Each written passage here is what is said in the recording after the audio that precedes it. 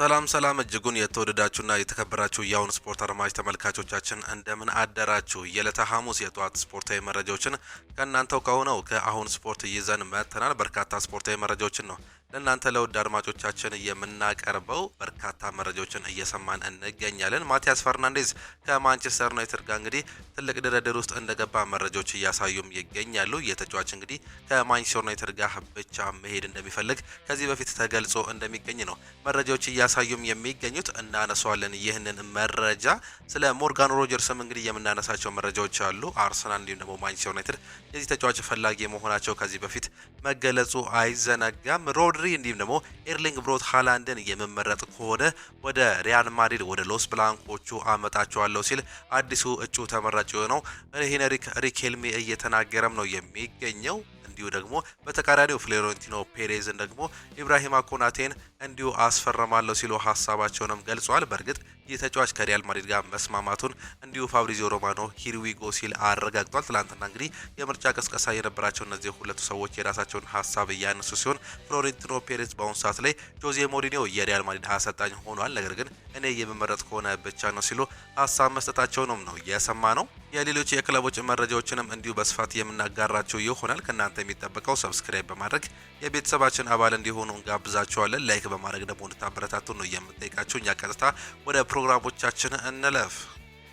ጊዜው የዝውውር እንደመሆኑ እንግዲህ በርካታ የዝውውር መረጃዎችን እንዲሁም ደግሞ አንዳንድ የክለብ መረጃዎችን ይዘን ቀርበናል። የተወደዳችሁና የተከበራችሁ አድማጮቻችን ለመጀመሪያ ያክል ግን ከሀገር ውስጥ መረጃዎቻችን ነው የምንጀምረው። ዋሊያ ወደ አሜሪካ አይሄዱም ተብሏል። በመጪው ሐምሌ 4 2018 በዋሽንግተን ዲሲ ሊካሄድ የነበረው የኢትዮጵያ ብሔራዊ ቡድንና የዲሲ ዩናይትድ የወዳጅነት ጨዋታ መሰረዙን ክለቡ ትላንትናም አሳውቋል። ዲሲ ዩናይትድ በድረገጹ ላይ እንዳሰፈረው ከሆነ ቪዛ ለማግኘት ባለው አስቸጋሪ አሰራር እንዲሁም ደግሞ በኢቦላ በሽታ ምክንያት ጨዋታው ተሰርዟል። ትኬት ለገዙትም ተመላሽ ይሆናል በማለትም ነው የተናገሩት። የቪዛው ችግር ቀድሞ የሚጠበቅ ሲሆን በኢትዮጵያ የሌላው የኢቦላ በሽታ ምክንያት መደረጉ ግን አስቸጋሪ ነው ሲሉም ነው የገለጹት። ከአዘጋጆቹ ጋር ተጨማሪ መረጃ ይዘን በቀጣይነት እንመጣለን ሲሉ እንዲሁ መረጃ በስፋት እየተመለከተም ነው የምንገኘው። አምናም እንግዲህ ይህ ጨዋታ ተደርጎ እንደነበር የምናስታውሰው ጉዳይ ነው። በዚህ ጨዋታ ላይ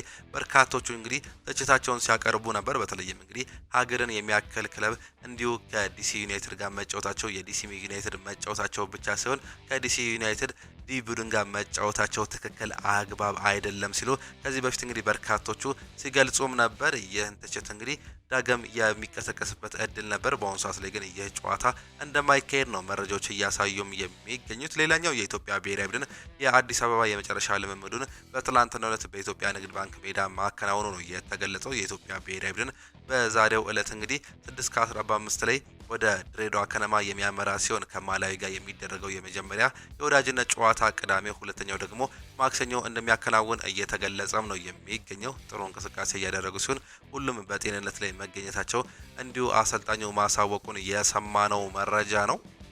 የአርሰናልን መረጃዎቻችንን ስንመለከት ደግሞ አርሰናል የሞርጋን ሮጀርስን ወኪሎች ካነጋገሩ እስከ አሁን ድረስ ሁኔታው ወቅታዊ መረጃ ከጠየቁ ክለቦች መካከል አንዱ መሆኑን እንዲሁ ዘ አትሌቲክስም ያስነብበናል። አስቶን ቪላ ለሞርጋን ሮጀርስ ለሌላ የውድድር ዘመን ለማቆየት ጓግተዋል። ሆኖም ግን ክለቡ የፋይናንስ ደንቦችን በማክበር አንዳንድ ተጫዋቾችን ለመሸጥ እንደሚያስብ ግንዛቤም አለ። በሂሳብ ደረጃ ገንዘቡ የሚሰበሰበው ሌሎች ተጫዋቾችን በመሸጥም ነው። ነገር ግን ሮጀርስ የአስቶን ቪላ ትልቁ ሀብት እንደሆነ ስለሚታይ ከመሸጥም ዋጋው ከፍተኛ ሊሆን እንደሚችል መረጃዎችም ያሳያሉ። የተጫዋች በአምናው ዝውውር እንኳን በርካቶቹ ሲፈልጉትም ቆይተውም ነበር። ነገር ግን የተጫዋች አሁንም ቢሆን በክረምት የዝውውር መስኮት ትልቁ የዝውውር ኢሹ ይሆናልም ሲልም መረጃዎችም ያሳያሉ። ሌላኛው አርሰናል ከኢንትራንክ ፍራንክፈርት የመጣውን ናትናኤል ብራውንን እንደሚፈልግ መረጃዎች እያሳዩም ይገኛሉ። ጀርመናዊ የኋላ ተከላካይ በጀርመን በጣም ጥሩ ብቃትም አሳይቷል። ነገር ግን ክረምት ወደ ትልቅ ክለብ በመሄድ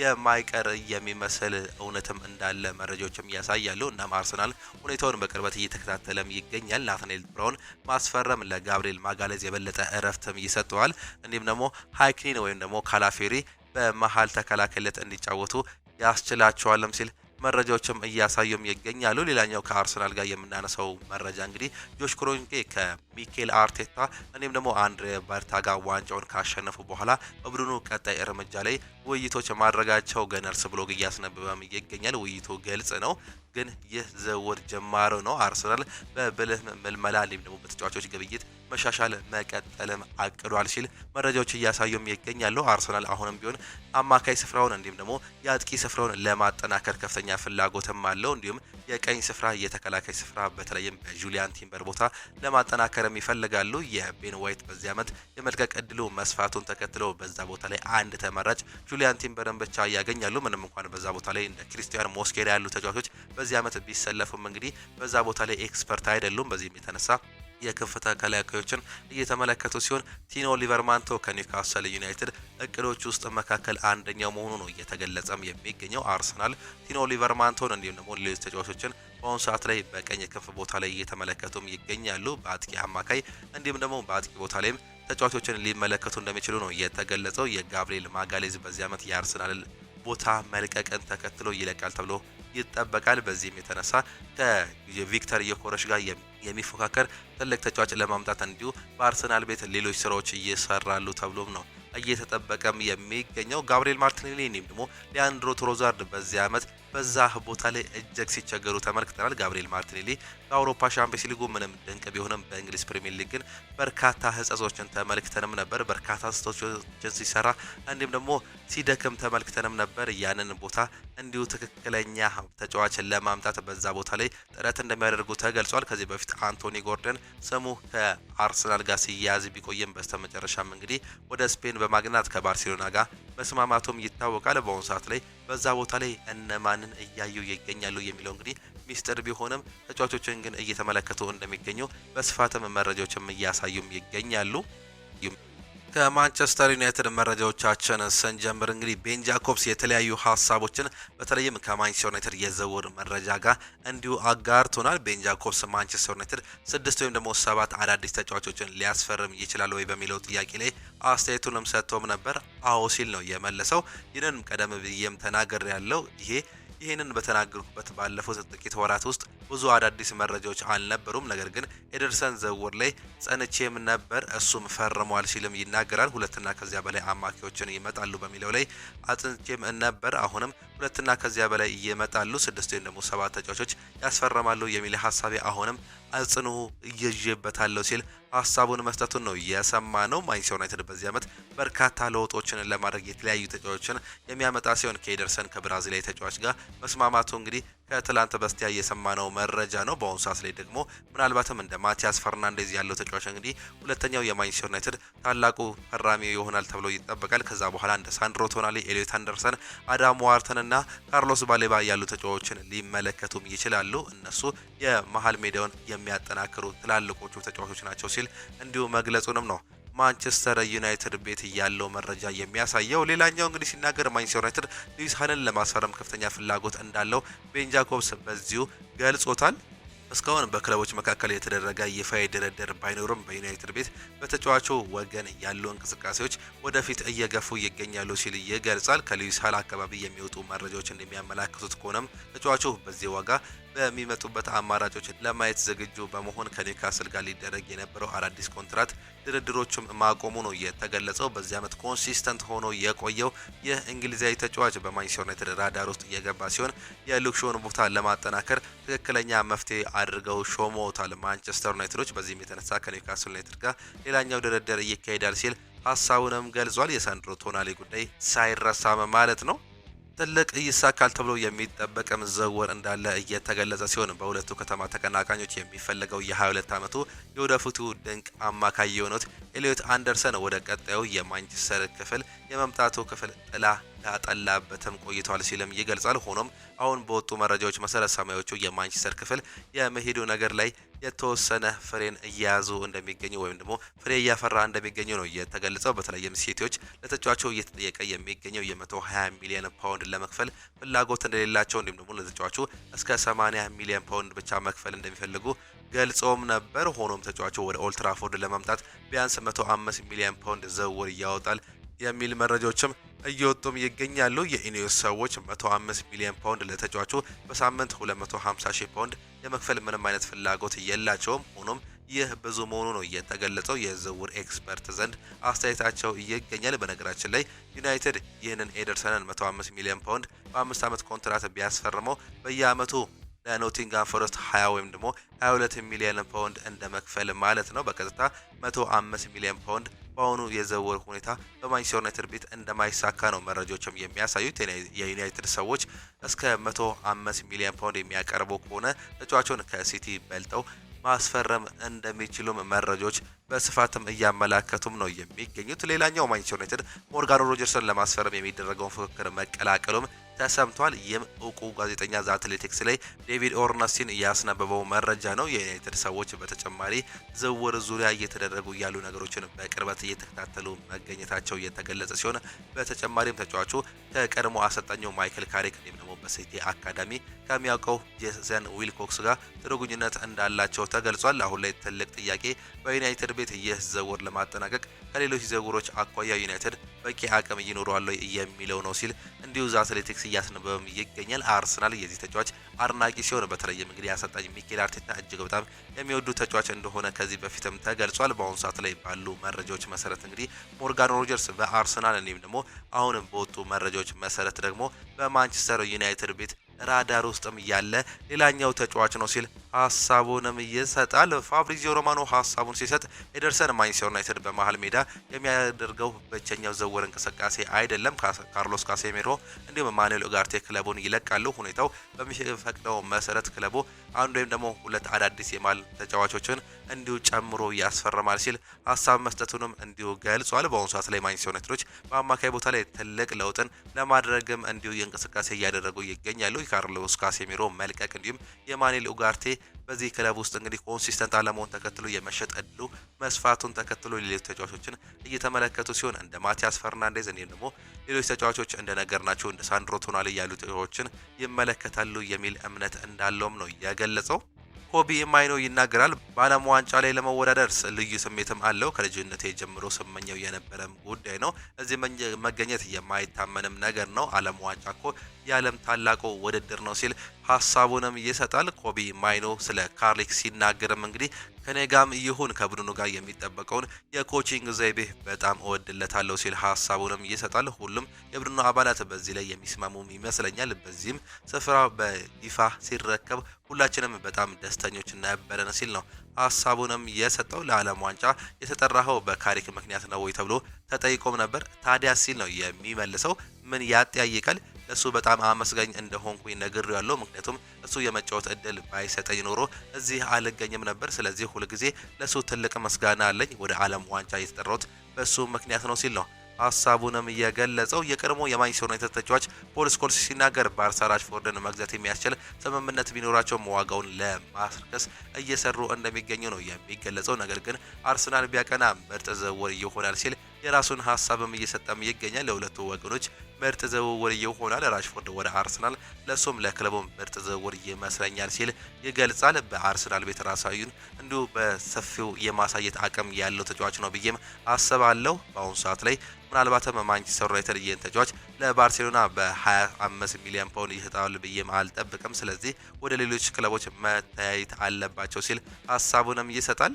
ማንቸስተር ዩናይትድ በአሰልጣኝ ማይክል ካሪክ ስር የአማካይ ክፍሉን በከፍተኛ ሁኔታ እንደገና ለመገንባት በዝውውር ገበያው ላይ በስፋት እየተንቀሳቀሰም ይገኛል። ክለቡ የ6 ቁጥር እንዲሁም የ8 ቁጥር ሚናዎች በአንድ ላይ መወጣት የሚችል ሁለገብ አማካይ የሚፈልግ በመሆኑ ሳንድሮ ቶናሊ ተመራጭ እጩም ተደርጓል። ኒውካስል ዩናይትድ ተጫዋቹን ከኤሲ ሚላን ያስፈረሙበትን ከፍተኛ የዝውውር ሂሳብ ሙሉ በሙሉ የሚያስመልስ ወይም ደግሞ ከዚያ በላይ የሆነ ትርፍ የሚያስገኝ አቅርቦት ካልቀረበ በቀር ተጫዋቹን በቀላሉ የመልቀቅ ፍላጎት የላቸውም። ክለቡ እንደ ሞርጋን ሮጀርስ፣ አዳም ዋርተን ወይም ደግሞ ካርሎስ ባሌባ ያሉ ሌሎች ውድ ዝውውሮችን በአንድ ላይ እያጤነ በመሆኑ ለሳንድሮ ቶናሊ ብቻ ከመጠን በላይ ከፍተኛ ገንዘብ መመደብ በፋይናንሻል ፌር ፕሌይ ሕግጋት ስር እያስጨነቀውም ይገኛል። በዚህም ዩናይትድ እንግዲህ ከአታላንታው ኤደርሰን ጋር ስምምነት ላይ መድረሱን ተከትሎ ቶናሊ መጨመር ለቡድኑ የአውሮፓ መድረክ ልምድ የአማካይ ክፍራ እንዲሁ ጥልቀትን ይሰጠዋል ተብሎም ይጠበቃል። ነገር ግን ከፍተኛ ገንዘብ ሊጠየቅበትም ይችላል። ማንቸስተር ዩናይትድ ለዚህ ተጫዋች እስከ 70 ሚሊዮን ፓውንድ ነው የማውጣት ፍላጎት ያለው። ነገር ግን ኒውካስል ዩናይትዶች ከ90 ሚሊዮን ፓውንድ በላይ ሊጠይቁበት የሚችሉበት እድል እንዳለ መረጃዎችም እያሳዩም ይገኛሉ። ሌላኛው ከማንቸስተር ዩናይትድ ጋር የምናነሳው መረጃ ሃሪ ማጓየር በተንታኝነት ሊመጣ እንደሆነ ነው መረጃዎች እያሳዩም የሚገኙት። የማንቸስተር ዩናይትድ ተከላካይ ሃሪ ማጓየር ከእንግሊዝ ብሔራዊ ቡድን ለዓለም ዋንጫ ጥሪ እንዳልደረሰውም ይታወቃል። ይሁን እንጂ ሃሪ ማጓየር በዓለም ዋንጫ ወቅት አስተያየት በመስጠት ሊሰራ መሆኑ ነው የተገለጸው። ሃሪ ማጓየር በቀጣይ በውድድር ወቅት የጋሪ ሊንከንን ዘደስት ኦፍ ፉትቦል ፖድካስት ሊቀላቀል መሆኑ የተገለጸ ሲሆን የተጫዋች ዘመንነት ያበቃ ተጫዋቾች በተንታኝነት ሲሳተፉ መመልከትም ብዙም የተለመደም አይደለም። ሃሪ ማጓየር አሰልጣኝ ቶማስ ቱዌል ሳይጠሩት መቅረታቸው በጣም አስደንግጦኛል ሲል ነበር ከዚህ በፊት መግለጽም የቻለው። አሁን እንግዲህ ጫማውን ሲያሰቅል በአሁኑ ሰዓት ላይ ወደ ተንታኝነት በዓለም ዋንጫው ብቅ ሊሆን እንደሚችል መረጃዎች በስፋትም እያመላከቱም ይገኛሉ።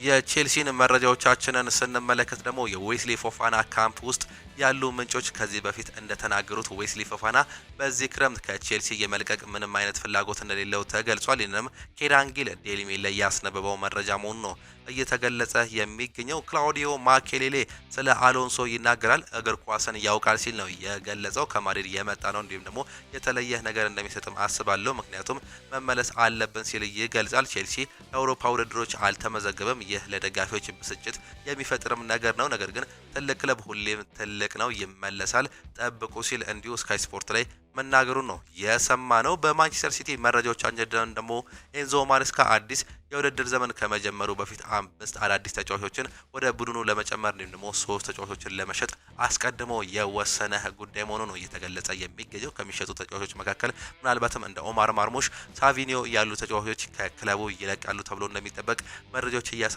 ይገኛሉ። እነማንን ያመጣሉ? በተለይም በአሁኑ ሰዓት ላይ ኤሊዮት አንደርሰን ከማንቸስተር ሲቲ ጋር በስፋት ስሙ የተያዘ ተጫዋች መሆኑንም እንዲሁ ሰምተናል። ሌላኛው ማንቸስተር ሲቲ ለሳቪኒዮ ከ50 እስከ 60 ሚሊዮን ፓውንድ ዝውውር እንደሚጠይቅ ነው መረጃዎች እያሳዩም የሚገኙት። የተጫዋች እንግዲህ አምና 70 ሚሊዮን ፓውንድ ተለጥፎበትም ነበር፣ ነገር ግን ሳይወጣ ቆይቷል። አሁን ደግሞ ስፖርት ዊትነስ እንደሚያስነበው ከሆነ ምናልባትም ቶተናም ይህን ጥያቄ የሚያቀርበው ከሆነ ከ50 እስከ 60 ሚሊዮን ፓውንድ ጥያቄ ሊያቀርብ መገደድ አለበት ሲል ሀሳቡንም ይሰጣል። ሌላኛው ጆዜ ሞሪኒዮ ጀስከስ ግቫርዲዮልን በቡድናቸው ውስጥ ማየትም ይፈልጋሉ። ለፍልስፍናቸውም ፍጹም ተስማሚ ተጫዋች እንደሆነም ያምናሉ። ፍሎሬንቲኖ ፔሬዝ በበኩሉ በዚህ ሀሳብ ላይ ተስማምቷል። እናም በክረምት የዝውውር መስኮት ግቫርዲዮልን ከማንቸስተር ሲቲ ለማስፈረም እንደሚፈልግ መረጃዎች በስፋትም እያመላከቱም ይገኛሉ። እንደ ኢብራሂማ ኮናቴ እንዲሁም ደግሞ ደንዝል ደንፍሪስ የመሳሰሉ ተጫዋቾችን እንግዲህ ስምምነት ላይ መድረሳቸውን በሪያል ማድሪድ ቤት ተመልክተናል። አሁን ደግሞ ግቫርዲዮልን እንደሚፈልጉ ነው የተገለጸው። ቤን ጃኮብስ ማንቸስተር ሲቲ ኤሊዮት አንደርሰንን ለማስፈረም ከኖቲንጋም ፎረስት ጋር በይፋ ድርድር ጀምሯል። ነገር ግን የመጀመሪያው ጥያቄ ውድቅ ሆኖበታል ሲል ነው እየተገለጸም የሚገኘው። በአሁኑ ሰዓት ላይ ኖቲንጋም ፎረስቶች እስከ 120 ሚሊዮን ፓውንድ የሚጠይቁ ሲሆን ማንቸስተር ሲቲ ግን ትንሽ ገንዘብ ነው ያቀረበው። በርካታ ገንዘቦችን የማቅረብ ፍላጎት እንደሌለው የተገለጸ ሲሆን ማክሲመም 80 ሚሊዮን ፓውንድ እንደሆነ በሌሎች መረጃዎችንም ተመልክተናል። ሊቨርፑል የ15 ዓመት ድንቅ ወጣት ተጫዋች የሆነውን አስፈርሟል የሚል መረጃም እየሰማን እንገኛለን። ጆሽ አቤን ይባላል ይህ ተጫዋች። ይህ እንግሊዛዊ የወጣት ተጫዋች እንግዲህ ቡድኑን ለመቀላቀል ከማንቸስተር ዩናይትድ፣ ከማንቸስተር ሲቲ እንዲሁም ደግሞ ከቼልሲ የቀረበለትን ጥያቄ በመተው ነው ወደ አንፊልድ ማቅናት መቻሉ የተገለጸው።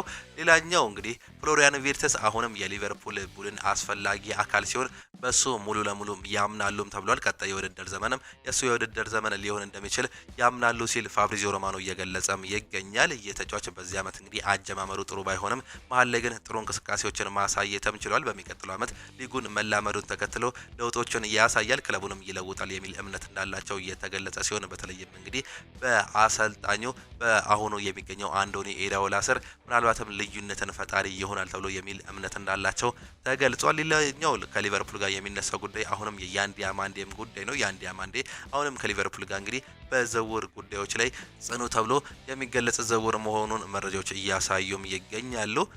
የባርሳን መረጃዎቻችንን ደግሞ ስንመለከት የላሊጋ የአመቱ ምርጥ አሰልጣኝም ታውቋል። የስፔን ላሊጋ የ2025-26 የውድድር ዘመን የአመቱ ምርጥ አሰልጣኝ ይፋም ተደርጓል። በዚህ መሰረት የባርሴሎና አሰልጣኝ ሃንሲ ፊሊክ የአመቱ ምርጥ አሰልጣኝ በመባልም ተመርጧል። ጀርመናዊ አሰልጣኝ ሃንሲ ፊሊክ ለተከታታይ 2 ዓመታት የአመቱ ምርጥ አሰልጣኝ ተብለው ተመርጧል።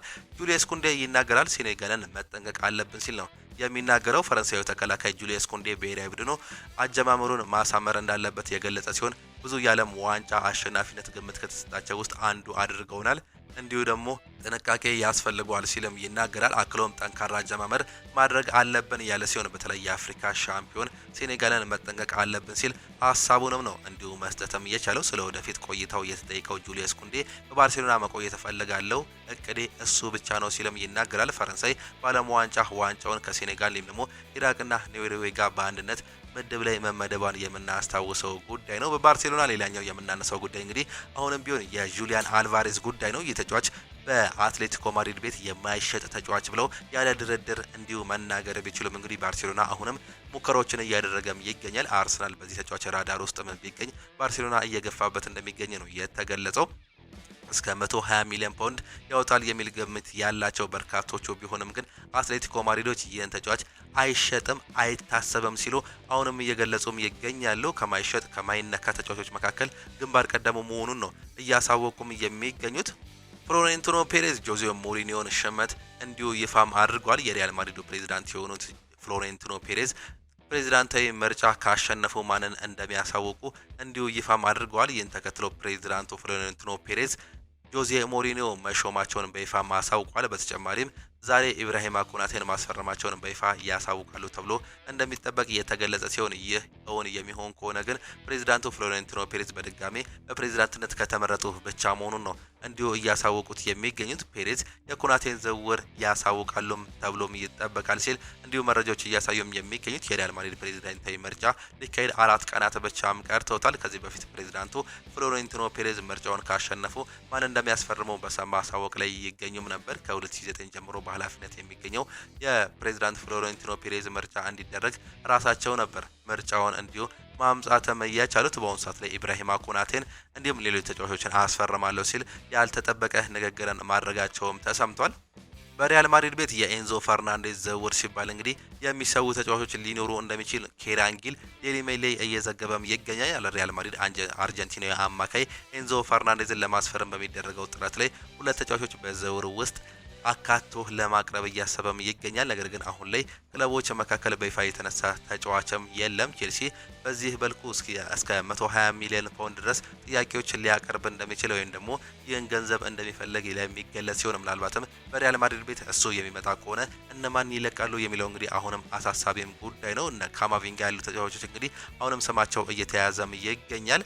ኤርሊንግ ብሮት ሃላንድ እንዲሁም ደግሞ ሮድሪን ወደ ማድሪድ አመጣለሁ ሲል ይናገራል። የሪያል ማድሪድ እጩ ፕሬዝዳንት የሆነው ሄንሪክ ሪኬልሜ ምርጫውን ካሸነፉ ትልቅ ተጫዋች እንደሚገዙም ነው የገለጹት። ሄንሪክ ሪኬልሜ በንግግራቸው ወቅትም አመጣቸዋለሁ ያልኩት ኮከብ ኤርሊንግ ብሮት ሃላንድ ነው ሲል ሀሳቡንም ይገልጻል። እኔ የሪያል ማድሪድ ፕሬዝዳንት ከሆንኩኝ ኤርሊንግ ብሮት ሃላንድ ለሪያል ማድሪድ ይጫወታል ሲል ሀሳባቸውንም ገልጿል። በተጨማሪም ሮድሪንም አስፈርማለሁ ሲሉ ነው እንዲሁ የተናገሩት። ካሸነፍኩኝ ኤርሊንግ ብሮት ሃላንድ እንዲሁም ደግሞ ሮድሪን ለማስፈረም ሁሉንም አደርጋለሁ ሲል ሀሳባቸውን መስጠታቸውን የሰማን ሲሆን ይሁን እንጂ የኤርሊንግ ብሮት ሃላንድ ወኪል ነገሩ አዝናኝ ነው ያሉ ሲሆን እውነት አይደለም ሲሉ አስተባብሏል። ከዚህ ንግግርም በኋላ አያይዞም ምርጫውን ካሸነፉ ጆዜ ሞሪኒዮ እንደማይፈልገው እንዲሁም ደግሞ የራሳቸውን አዲስ አሰልጣኝ እንደሚያመጡም ነው መረጃዎች እያሳዩም የሚገኙት። አርብ ወይም ደግሞ ቅዳሜ የኔን አሰልጣኝ በይፋም አሳውቃለሁ ሲሉ ሀሳባቸውን መግለጻቸውን እንዲሁ እየሰማንም እንገኛለን።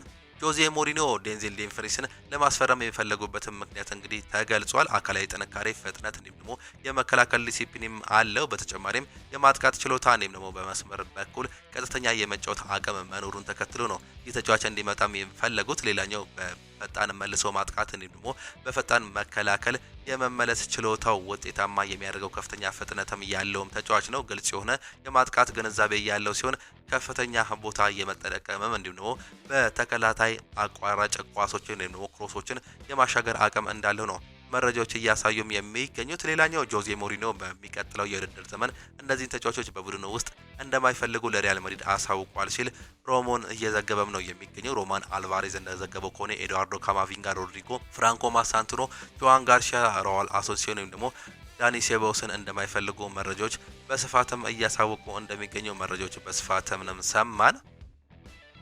እጅጉን የተወደዳችሁና የተከበራችሁ የኦን ስፖርት አድማጭ ተመልካቾቻችን ለዛሬ ነበረን ስፖርታዊ መረጃዎቻችን ይህንን እየመስሉ ነበረ። ፕሮግራሞቻችንን እንዴት አያችኋቸው? ሀሳብ አስተያየታችሁን ኮመንት ቦክስ ላይ ልታጋሩን ትችላላችሁ። የዛሬ የኦን ስፖርት የጠዋት ፕሮግራሞቻችን በዚሁ የሚጠናቀቁ ይሆናሉ። ይህ ይጨመር፣ ይህ ይቀነስ፣ ይህንን ስሩልን የምትሉትን ሀሳቦች ኮመንት ቦክስ ላይ አጋሩን። እኛም በእናንተው ሀሳብ መሰረት የምንንቀሳቀስ ይሆናል። ለዛሬ ነበረን ፕሮግራሞቻችን ግን በዚሁ የሚጠናቀቁ ሲሆኑ በከሰዓት ፕሮግራሞቻችን እስከምንገናኝ ድረስ ግን ቻው ቻው፣ መልካም ጊዜ፣ መልካሙ ሊሆንላችሁ።